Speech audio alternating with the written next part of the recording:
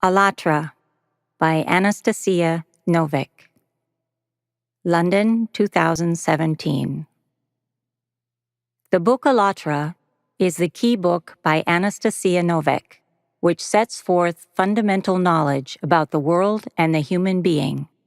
The original of this work, as well as other books by Anastasia Novykh, is written in the Russian language. It must be understood that everything that is subject to translation of these books into other languages is no longer the original as such.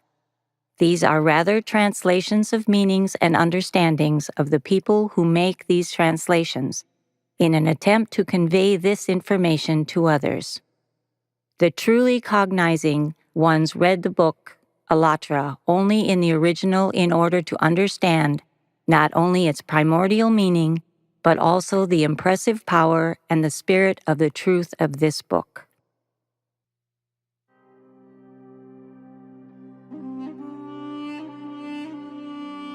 Cry of an angel clad in clothes, or sufferings of a man with an angel instead of a soul.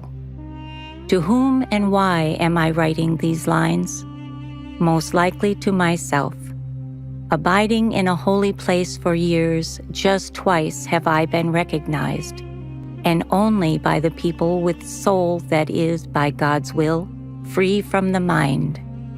A human mind is a stumbling stone, perhaps an entire cliff facing the soul. One cannot go around or leap over it, to climb up over sharp stones, scraping your nails until they bleed and falling down the slippery ledges. Sweet from the mind, then to get up anew, having regained spiritual strength and crawl again, is not for everyone, for it's so lovely, cozy, sweet and warm at the cliff's foot. The mind of frail clothes creates illusions of anything you wish for, so long as you keep wishing. Wishing for earthly love with a blazing heart, for children to prolong your clan, for wealth, for fame, it's all the same, so long as you keep wishing, wishing, wishing, and it will all be given. In one illusion or another, it matters not, so long as you keep wishing, wishing, wishing for the earthly. But it's so hard, cry many people. No, it's not. So many times I've put the clothes on. I've roamed an endless road with just a staff, feeding the flesh with only what I found. I was a king and ruled for long over the countless peoples, and every time the clothing was too tight, it hampered me and hindered me from living. It shook with fear and got sick, and like all others, at first it wished for much until I tamed it. That wild beast, of which all clothes are woven, fears just its master, just the soul. But many fear the soul more than the beast, the soul that hinders their lives just like the clothing hinders mine. I cannot understand such people. To trade all of eternity for only just one instant, what is the point here? To suffer in the arms of the beast's skin, to serve the clothes decaying day by day. Is life in this? Life is infinite. It has no suffering. It does not tear, for it's impossible to wear out the soul. The clothing has no home. There's just a closet where it is kept for only a short while. Only the soul has a true home, and it's the soul that, yearning for eternity, begets this sense of home for which man searches his entire life. Rigdon Japo.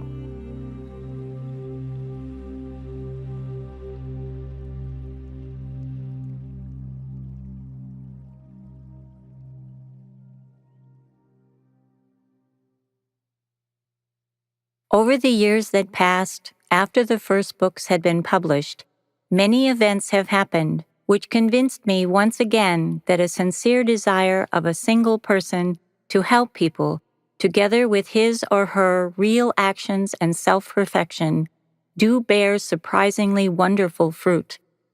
And it's not even about the books as reading matter, but rather about comprehension and putting the knowledge given in them into practice. A book is a means of transferring the knowledge not in the sense of property or one's own conclusion, but as wisdom from above that passes through centuries. The wisdom like an open gate for entering into that wonderful higher state of spirituality through which the insight comes from the One who created everything. The wisdom that always was, is, and will be, even when the memory of its human conductors vanishes in the dust of ages. It is this wisdom, like a genuine seed, that gives good seedlings in a person, helping him to free his mind from the niche of human fears and narrow vaults of darkness of delusions, to overcome the solidity of material thinking, and to discover the boundless realm of cognizing the truth. It helps him to rise above his earthly selfhood and to see the world from the height of spiritual view without prejudices and material blinders. The wisdom endows a person with sincerity and a sense of purpose, enriches him with comprehension, and raises the level of his responsibility for the spiritual quality of his life. This eternal wisdom for a spiritual person is like vivifying water for a ripe ear of wheat grown from a good grain.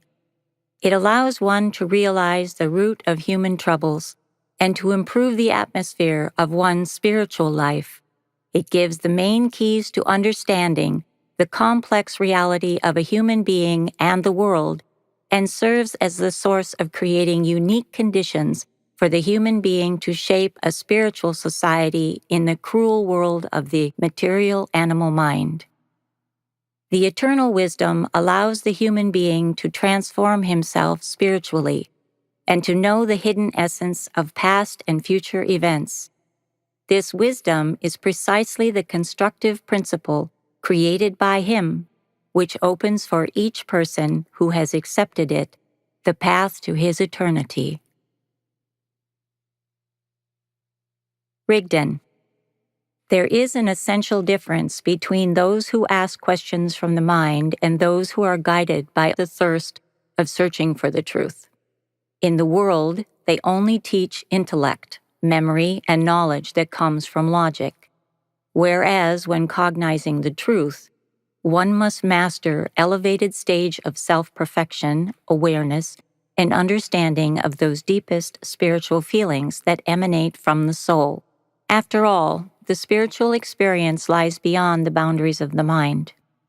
Anastasia. Yes, you have mentioned this before. However, it is only now, after years of working on myself each day, once I've started to feel and understand information in a comprehensive way, that I've realized in practice what this spiritual experience, which lies beyond the mind, is. The spiritual understanding of the world and myself helped me a lot in this, thanks to the unique knowledge which has been entering the world through you. Not that many years have passed since the publication of the first books, through which spiritual grains of wisdom have been shared with people. People welcomed the books with more than just gratitude. Encountering this wisdom, the souls of many of them, like a plucked string, are making an audible triumphant sound. Even more than that, these books are making even those people hesitate in their choice in whose consciousness the animal nature dominates. People started to work on themselves more diligently, to try to control their thoughts, to understand the direction in which to go in their development and the essence of their spiritual needs, and to see the eternal grains in the traditional beliefs. Readers of these books did not just start awakening, they began growing spiritually, and this can be traced by the evolution of their questions. The first question that is usually rashly asked by the majority of the human mind is whether the main characters of the book really exist or not, and whether they are fiction or truth, particularly the main character Sensei. Rigdon smiled in a friendly way.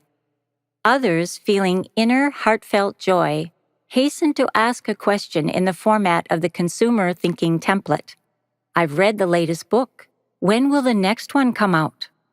Still others attempt to do the spiritual practice described in the books, in fact, without changing their material priorities, so they are in a state of constantly arguing with themselves. And questions coming from them are of the same nature. I've been doing spiritual practices, but no miracle is happening, and nothing in my life is changing. Rigdon. The human being is dual in nature. The human mind can easily shift from one extreme to another, thus creating chaos and instability. The outer is just a reflection of the inner. Anastasia. But there are those who got imbued with the depth of the knowledge. This has profoundly changed their lives. They do not need any proof of the evidence that the spiritual prevails over the logic of the mind. They are firm in their life choice.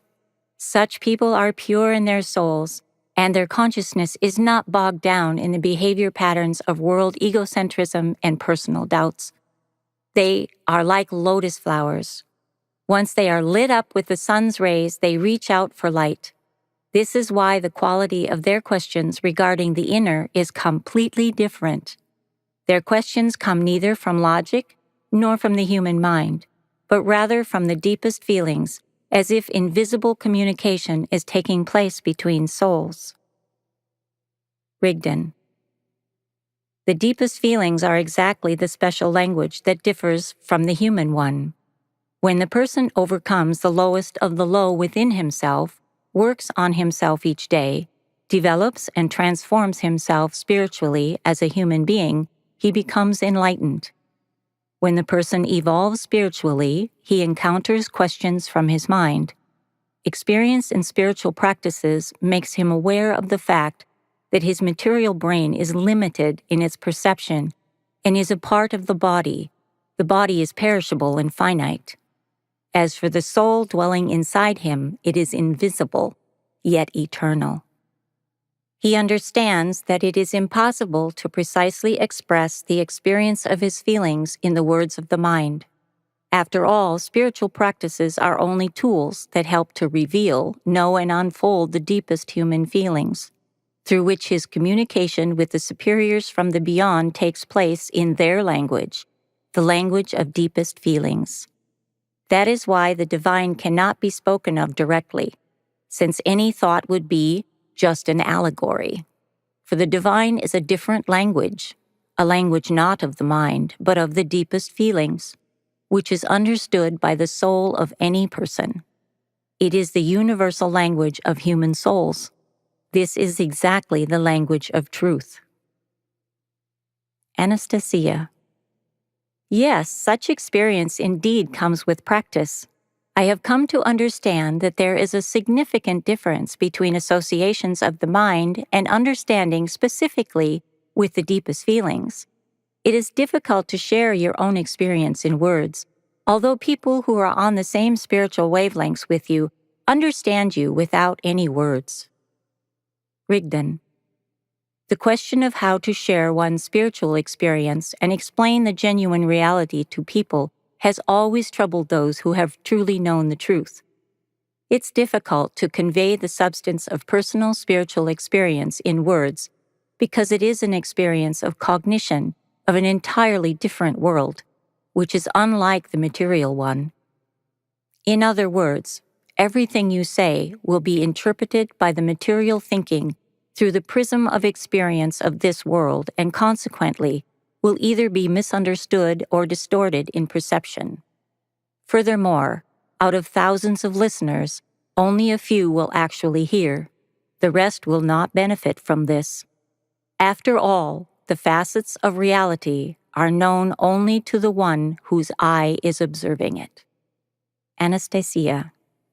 There are also readers with a rich life experience. By human standards, they have succeeded in many things in their lives, achieved much, and got the opportunity to change a lot in the world around them. The knowledge has touched their soul, but the resonance arising from their learnedness does not give them peace of mind. And though they ask questions from the logic based on their life experiences, Yet the essence of their inquiries comes from the spiritual. It feels that such people want to know the answer, not because of an idle brain, but because they want to change the world for the better.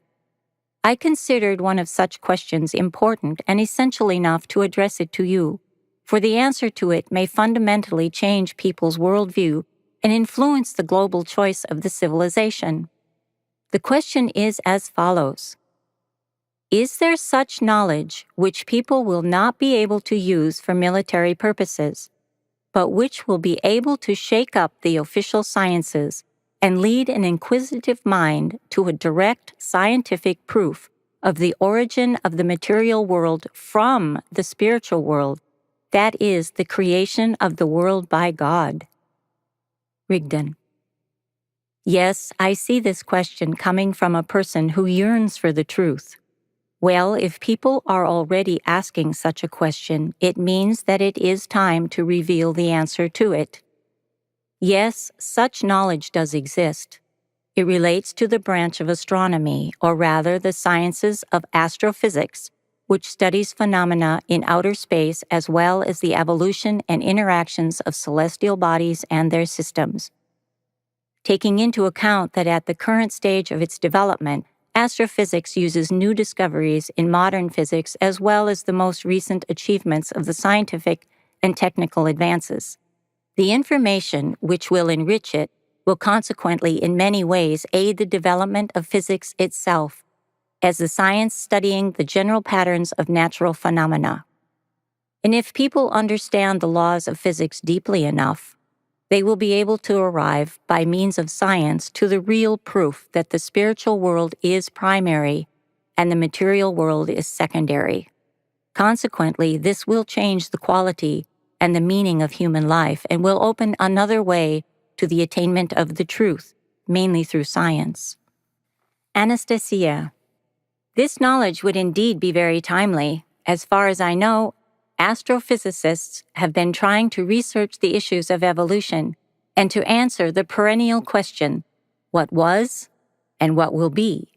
However, despite the present leap in science, it is quite difficult for people to do that, and there are many reasons for that.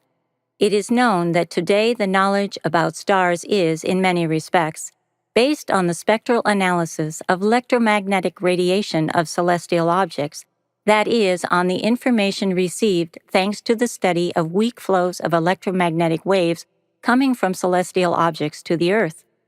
And all of these, besides the visible light, including radio waves, infrared, ultraviolet, X-rays, and gamma radiation, are electromagnetic waves of a different wavelength, which are either shorter or longer than the rays that are visible to the human eye. Generally speaking, whatever instruments people have invented, thanks to the latest scientific breakthroughs, is what they saw. Rigdon. Among the cosmic ocean of a multitude of waves of all different kinds of natures, these electromagnetic waves, which are known to the present-day science, occupy by spectrum just a small interval of radiation. Anastasia. That's the problem. After all, the work of modern physicists is similar to the person who attempts to find out what the whole present world is like by looking through a narrow slit, which shows just a limited area, and then only of the distant past and not the present, not to mention the future. If you ask yourself what light is, according to the present-day science, the answer will be that, in a narrow sense of this notion, light is electromagnetic waves within the frequency range perceived by the human eye. In a broader sense, it is optical radiation. Considering the speed of light known to scientists, it is no wonder that they see many phenomena related to stars as something that happened a long time ago. Thus, in fact, they are observing the processes that took place millions of years ago. Rigdon. Smiling. Indeed, when the species of Homo sapiens did not yet exist on this planet. Anastasia. That is interesting. Scientists believe that modern humans appeared up to 40,000 years ago, and the first authentic Homo sapiens as a representative of the human race on Earth appeared about 2 million years ago. And if we consider that it takes more than 2 million years for the light of, let's say, the Great Andromeda Nebula, as one of the neighboring galaxies, to reach us, it really turns out that we see not what is there now, but what was there at the time when there wasn't even a hint of the human presence on Earth. Rigdon: quite true. And what can be said about distant extragalactic objects? People see them as they were billions of years ago. Stars, even the ones that have the shortest of lives, exist much longer compared to the human civilization. I am not even talking about an ordinary person as an intelligent individual who during his fleeting existence often does not realize his true purpose, let alone something greater. His life, like vapor, appears for a moment and vanishes in a short instant. Besides, humankind itself belongs to the civilizations which are lost quickly. Although people are given the knowledge from time to time, in many cases no sooner does such knowledge appear in the world than it immediately gets used for gaining power over others. This is, in fact, human choice toward the animal nature. Only a few have enough time to take advantage of the knowledge for their spiritual development. The result of choice is like water, which takes the shape of this or that vessel.